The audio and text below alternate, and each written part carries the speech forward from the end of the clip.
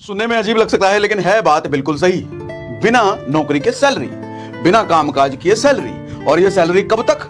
जब तक जिंदगी रहे तब तक, और जिंदगी ना रहे उसके बाद भी, और आपकी अगली जनरेशन की जिंदगी ना रहे तब भी, अगली की अगली जनरेशन ना रहे तब भी, और ये सब कुछ बिना काम किए। एक बार का इन्वेस्टमेंट है, वो आप इन्वेस्टमेंट डिसाइड करो, लाख 10 लाख 20 लाख कितना भी, लेकिन उसके पैसे बदले में जो पैसा मिलेगा सर वो मिलता ही रहेगा generation to generation to generation to generation. हो सकता है क्या सर? हो सकता है।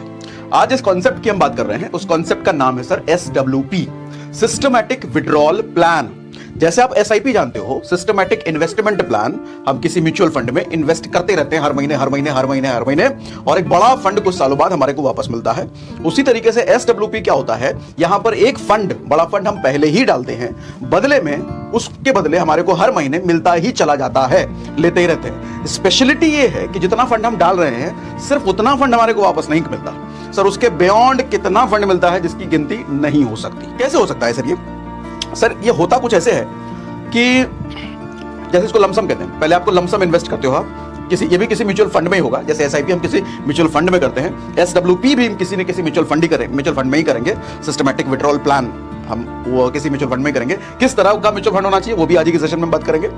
कुछ ऐसा समझो सर, मान लो आपके पास कहीं से रिटायरमेंट फंड आया, या कहीं से कोई LIC मैच्योर हो गई, या कहीं से फिरौती मांग के आए हो, कोई डकैती करके आए हो, किसी से लूटपाट करके लाए हो, तो एक पैसा इकट्ठा हो गया आपके पास, मान लो किसी तरीके से, मजाक कर रहा हूं, 2 नंबर का काम नहीं करना, 1 नंबर के काम से कहीं से पैसा आया है, और मैं मान लेता हूं ये पैसा आया है आपके पास 50 लाख रुपए।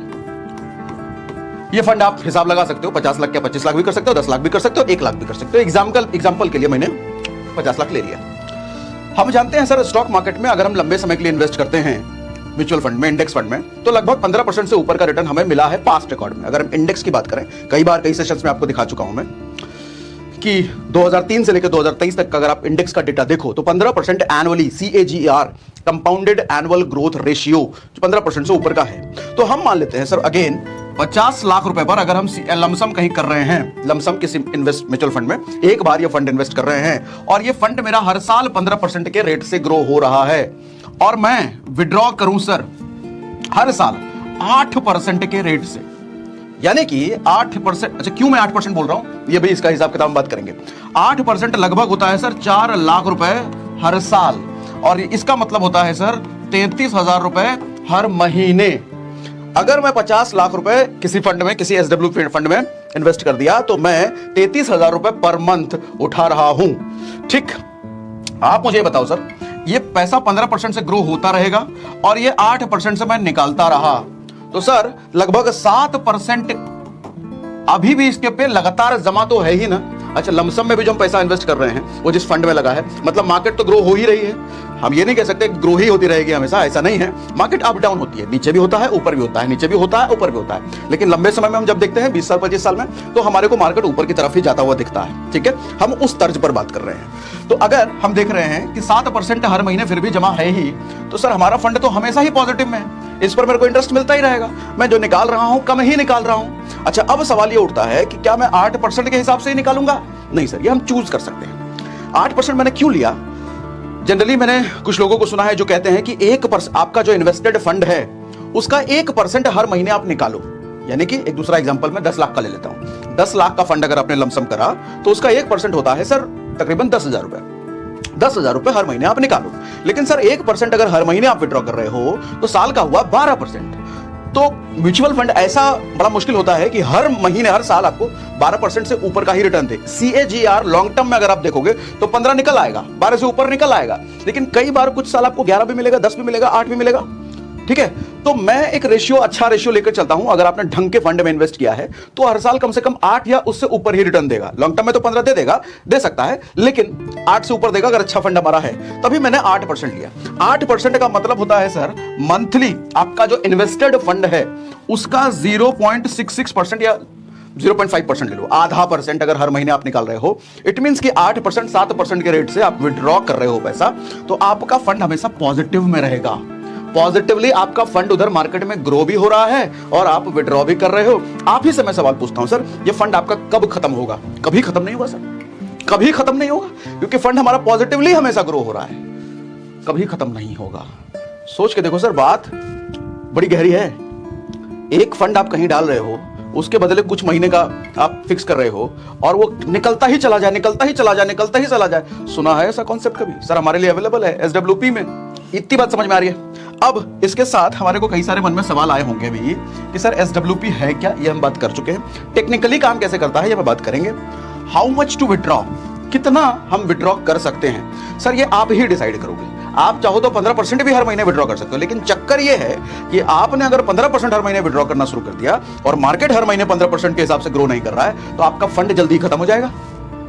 नहीं, 50 लाख रुपए आपने डाल दिया, कभी वो 11 से ग्रो हो रहा है, कभी 12 से ग्रो हो रहा है, कभी 10 से ग्रो हो रहा है, लेकिन आप तो कसम खा के बैठे हम तो 15 ही निकालेंगे 15% के हिसाब से, तो फंड आपका अनलिमिटेड टाइम के लिए नहीं जाएगा, कुछ ही समय में वो खत्म हो जाएगा, क्योंकि आपका जितना फंड है उसको आप खत्म करते चले जा रहे हो, चलते चले। ठीक, इतना समझ में आ रहा है ना? तो कितना विड्रॉ करना चाहिए सर? एक रेशियो जो मेरे हिसाब से है, ये कोई फिक्स नहीं है, हर कोई अलग अलग कहता है। कोई कहता है 1% मंथली निकालो, कोई कहता है 0.5% मंथली निकालो। मैं कहता हूं सर आपके फंड का 0.6%, 0.7% निकालो, यानी कि 8% एनुअली विड्रॉल का ये आता है। इट्स गुड, अगर अच्छा फंड में आप इन्वेस्ट कर रहे हो। अच्छे फंड की डेफिनेशन हम बताएंगे, अभी आज ही बात करेंगे। तो ठीक है, ये नंबर बेस्ट फॉर हुम, किसके लिए ये बेस्ट है सर? सर ये बेस्ट है उनके लिए जो कि अपना रिटायरमेंट प्लान कर रहे हैं, या फिर जो रिटायर हो चुके हैं, रिटायरमेंट फंड मिला है तो बहुत बढ़िया है। तो मतलब जो लोग रिटायरमेंट प्लान कर रहे हैं, रिटायर हो चुके हैं, उनके लिए ये बेस्ट है। देखो एक चीज समझो, अगर आपको मोटा वेल्थ बनाना है, बड़ा वेल्थ, तो बड़ा वेल्थ बनाने के लिए तो SIP ही है, क्योंकि आपका पैसा वहां डाला पैसा बढ़ रहा है, बढ़ रहा है, बढ़ रहा है, डाले जा रहे हो, लेकिन ये विड्रॉल है तो वहां इन्वेस्टेड अमाउंट कम है, तो वहां यहां वेल्थ नहीं बनेगा। ये आपका डाला हुआ वेल्थ अनलिमिटेड टाइम तक हो सकता है आपको देता रहे, लेकिन ये वेल्थ बना के नहीं देगा। एक मोटा वेल्थ तो आपको SIP ही बना के देगा। ठीक, विच टाइप ऑफ फंड, किस तरह के फंड में हमारे को इन्वेस्ट करना चाहिए सर? अगेन इसके लिए एक बार technical working of SWP, technically ये काम कैसे करता है, कैसे होता है, वो भी समझा दूंगा।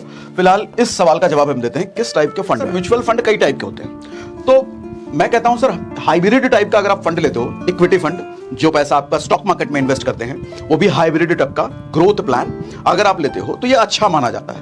क्योंकि मैं अभी गूगल पर भी सर्च कर रहा था, आपको करके दिखाता हूं। Top performing SWP funds, top performing SWP mutual funds, और ये पहली लिंक जो आ रही है इसी को खोल देता हूं। तो इसी को लिंक में देखो सर, जो फंड आ रहे हैं, पहला इसने दिया है SBI इक्विटी हाइब्रिड फंड, ठीक है, ICICI प्रू इक्विटी एंड डेप्थ hybrid equity, India hybrid equity. ठीक है, तो कहने का मतलब सर हाइब्रिड फंड क्या होते हैं? मिक्स टाइप के, वो सिर्फ और सिर्फ आपका पूरा पैसा स्टॉक मार्केट में ना डाल करके थोड़ा इधर उधर भी करेंगे, थोड़ा गोल्ड में डाल देंगे, थोड़ा इधर थोड़ा उधर। तो हाइब्रिड मतलब एक ही नस्ल का ना, 2-3 नस्ल का मिक्स, उसको हम कहते हैं हाइब्रिड। ठीक है, इक्विटी है तो थोड़ा अच्छा रिटर्न देगा। ग्रोथ प्लान जरूर देख लेना, ग्रोथ हो तो ज्यादा अच्छा है। ठीक है, तो इस तरह के आपके फंड होने चाहिए। अच्छा, जितने फंड आ रहे हैं ना, अंधा बन के हम इसमें पैसा नहीं डालेंगे भैया, ऐसा नहीं करेंगे हम। इसने बोला हो सकता है ये ऐड हो सकता है ये पेड हो, मैं इस पर ऐसे नहीं भरोसा कर लूंगा। तो टिकल टिप पे इस सारे फंड को हम चेक करेंगे भैया, जो हमारा बही खाता सब बढ़िया बनाएगा, एक्सपेंस रेशियो वगैरह वगैरह सब कुछ हमने लास्ट सेशन बात किया, वो सब हम चेक करेंगे। एक एक फंड का जो बेस्ट लगेगा हमको, हम उस फंड में पैसा डालेंगे। वेबसाइट पे भरोसा मत करना, पैसा तो दे करके नाम टॉप पे दिलवाने का होता है, तो ऐसा नहीं कुछ भी कहीं भी डाल दिए। अपना बुद्धि लगाना है, एनालाइज करना है टिकट टेप पे जाकर के। ठीक, इतनी बात समझ में आ रही है? अब हम वापस आ जाते हैं नोट पर। अगला क्या था सर? अब टेक्निकल वर्किंग क्या है SIP का, जरा ये समझ लो सर। सॉरी, SWP का टेक्निकल वर्किंग होता क्या है सर? जब भी आप पैसा डालते हो ना, मान लो आपने 1 लाख रुपए डाला, मान लेते हैं 1 लाख रुपए आपने डाला, तो 1 लाख रुपए में अगर आपका 10,000 यूनिट आपको मिल गया म्यूचुअल फंड का। ये यूनिट क्या होता है? जब आप पैसा लगाते हो ना, मंथली म्यूचुअल फंड में SIP करते हो, SWP करते हो, तो आपको म्यूचुअल फंड के यूनिट्स असाइन होते हैं, कुछ यूनिट मिलते हैं। जैसे स्टॉक में नंबर मिलता है ना, 1 स्टॉक 2 स्टॉक मिल गया, यहां पे यूनिट मिलते हैं। ठीक है, इस यूनिट के बेस पे निकल के आता है sir NAV, net asset value. उस यूनिट की नेट एसेट वैल्यू, उसकी वैल्यू क्या है? तो 1 लाख का अगर हमारे को 10,000 यूनिट मिला है, मान लेते हैं हम, तो 1 लाख डिवाइडेड बाय 10 के 10,000, तो सर कितना निकल के आता है? सॉरी, के नहीं होगा, 10। तो हमारे 1 यूनिट की NAV हो गई सर 10 रुपए। ठीक है, NAV 10 रुपए हो गई 1 यूनिट की। तो हमारे को मिला हुआ है सर 10,000 यूनिट 1 लाख रुपए में, हमने मान लिया। अब होता क्या है, ये जो यूनिट है सर, आपको घटते बढ़ते रहते हैं। मान लो आपने बोला कि मेरे को 5,000 रुपए निकालना है हर महीने, 5,000 रुपए, तो सर 5,000 रुपए निकलेगा कैसे? 10 रुपए का एक यूनिट है तो 500 यूनिट बेच देगी वो म्यूचुअल फंड वाली कंपनी, जिधर भी आपने पैसा लगाया होगा। 500 यूनिट बेच करके आपको 5,000 रुपए दे दिया उसने, ठीक है? 500 यूनिट समझ गया ना? 10 का एक यूनिट 5,000 चाहिए तो 500 बेचा, ठीक है? तो लेकिन होता क्या है कि 500 यूनिट बेचना पड़ा आपको 5,000 रुपए देने के लिए। कई बार क्या होगा, अगर एनएवी बढ़ा 10 रुपए का 12 रुपए हो गया। एनएवी कैसे बढ़ता है? म्यूचुअल फंड के परफॉर्मेंस के बेस पे। म्यूचुअल फंड का परफॉर्मेंस 12% है तो हो सकता है 10 रुपए एनएवी हो। म्यूचुअल फंड का रिटर्न 13% चला गया, हो सकता है 11 रुपए एनएवी हो जाए। म्यूचुअल फंड का रिटर्न 15% चला गया, हो सकता है एनएवी की वैल्यू और 12-13 रुपए बढ़ जाए। तो अब होगा क्या कि सर पहले आपको 500 यूनिट बेचना पड़ा था, आपको नहीं, म्यूचुअल फंड वाली कंपनी को 500 यूनिट बेचना पड़ा था आपको 5,000 रुपए महीना देने के लिए। हो सकता है एनएवी की वैल्यू बढ़ी तो हो सकता है 300 यूनिट बेचना पड़े आपको 5,000 रुपए देने के लिए, और बढ़िया परफॉर्म किया तो हो सकता है 200 यूनिट बेचना पड़े आपको 5,000 रुपए देने के लिए। इस तरीके से आपका यूनिट सेफ रहता है। ज्यादा यूनिट रहे, कम यूनिट बेच करके आपको ज्यादा पैसा म्यूचुअल फंड वाली कंपनी दे पाती है, वो म्यूचुअल फंड अगर अच्छा परफॉर्म कर रहा है तो, ठीक है? तो ये टेक्निकल खेल होता है सर SWP का। चीज अच्छी है, लेकिन हाँ, म्यूचुअल फंड से जुड़े सारे रिस्क आपके ध्यान में होने चाहिए। कहते भी है mutual fund are subject to market risk. लेकिन हाँ, अगर सब अच्छा चलता है, जैसा म्यूचुअल फंड का पास्ट रिकॉर्ड के बेस पे अगर हम अच्छे फंड में इन्वेस्ट करते हैं, तो एक बहुत अच्छा टूल है। जनरेशन टू जनरेशन मंथली पैसा मिलता ही रहे उसको जनरेट करने का। उम्मीद करता हूं मैं समझा पाया आपको SWP के बारे में। कुछ सवाल होता है तो कमेंट बॉक्स में लिख के जरूर बताइए, आगे के सेशन में मैं पिक कर लूंगा उसको।